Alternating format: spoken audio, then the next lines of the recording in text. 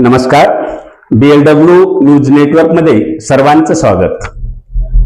खरं तर भारतीय संस्कृतीमध्ये श्रावण महिन्यानंतर विविध सणाची रेलचेल असते आणि आजही तशाच पद्धतीने महाराष्ट्रामध्ये आज गणपती बाप्पाचं आगमन मोठ्या आनंद उत्सवामध्ये झालेलं आहे. आणि विशेष म्हणजे मागील 8 ते 10 दिवसापासून महाराष्ट्रामध्ये पाऊस बऱ्याच ठिकाणी नव्हता, खास करून मराठवाडा नांदेडमध्ये.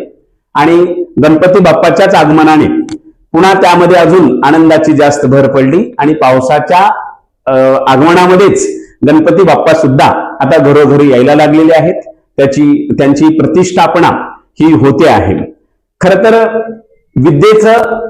विद्येची आवड असलेला, विद्येचा व्यासंग असलेला देव म्हणून आपण गणेशाकडे पाहतो.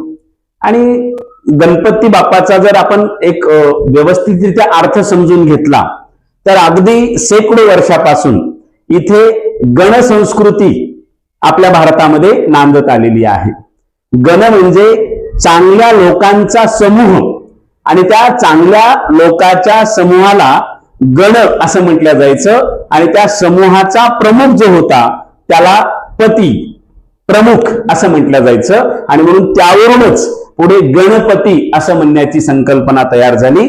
म्हणून गणपती हे चांगल्या लोकांचं नेतृत्व करणारा नेता असं म्हणून सुद्धा आपण त्यांच्याकडे पाहू शकतो. आणि म्हणून विविध महापुरुष आपल्या भारतामधले त्या कालखंडातले, त्या काळातले, त्या इसवी सणातले गणपतीच आहेत, हेही आपण समजून घेतलं पाहिजे.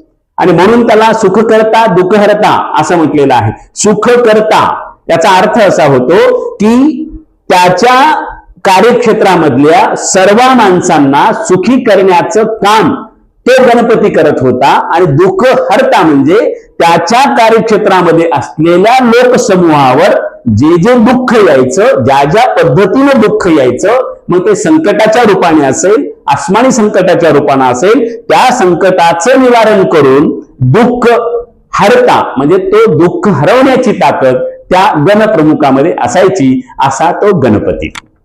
आज लोकशाहीमध्ये सुद्धा अगदी कुटुंब प्रमुखापासून गावाचा पहिला प्रथम नागरिक म्हणून आपण सरपंच हा गावचा गणपती आहे, घरातला कुटुंब प्रमुख हा घरातला गणपती आहे, राज्याचा मुख्यमंत्री हा राज्याचा गणपती आहे, आणि देशाचा राष्ट्रपती आणि प्रधानमंत्री हे राष्ट्राचे गणपतीच आहेत.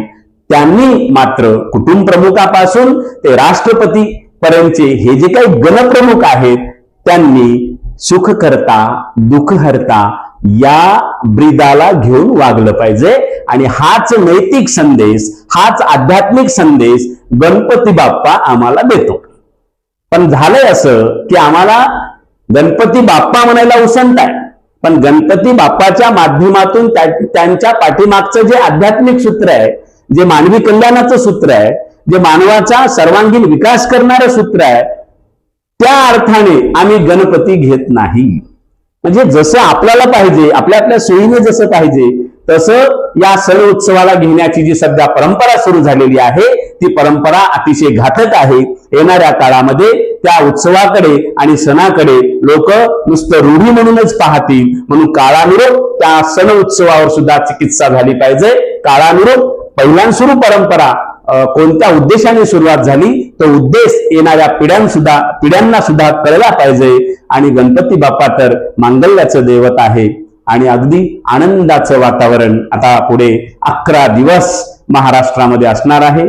कोकण किनारपट्टी असेल किंवा महाराष्ट्रातल्या घराघरामध्ये आज लाडक्या बाप्पाचं आगमन झालेलं आहे. आणि निश्चित हे आनंदाचे दिवस पुढे जात असताना विद्यार्थ्यांनी सुद्धा या गणप्रमुखापासून निश्चित प्रेरणा घेतली पाहिजे. आपलं जे काही उद्दिष्ट आहे, लक्ष्य आहे, ध्येय आहे ते अभ्यासत असताना मनोभावे या जर ईश्वराची आपण पूजा केली तर तो देव निश्चित फळ देतो अशी धारणा आहे.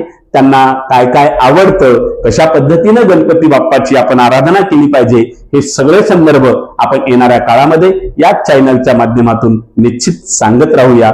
तुर्तास थांबतो. नमस्कार.